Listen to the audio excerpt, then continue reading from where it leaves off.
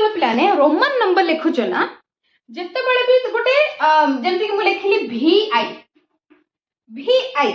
तो VI माने कौन पिलाने ना VI V होची 5 I होची माने 1 एटे 5 प्लस 1 केते 6 तो VI टा को हमें धरिबा 6 तो कौन पे मुझे लिखी देख कहबार अर्थ होची जेते बड़े गोटे संख्या गोटे अल्फाबेट टा नउचो आगरे बड़टा अछि माने 5 अछि ता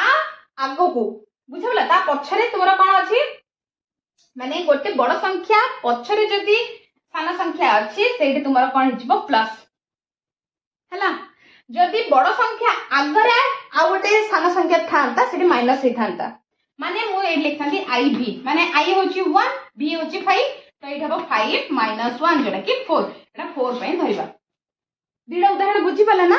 जदि गोटे अल्फाबेट बड़ अल्फाबेट आगे सान अल्फाबेट लिखा होची सान संख्यार अल्फाबेट लिखा जाउची माने कहया गले एमिति हला बड़ आगे जदि एमिति लिखा होची तो प्लस हबो जदि एई बड़ी भाबरे लिखा जाउची सानटा प्रथम रे जाउची मोर कहयार अर्थ होची सिंपल वे बुझ प्रथमे जदि बड़ अल्फाबेट तापर जदि सान संख्यार अल्फाबेट रहुची प्लस करके लिखिबो किंतु जदि प्रथमे सानटा अछि तापर बड़ आछी सेटा माइनस पाई बुझा पला माइनस रे यूज हबो।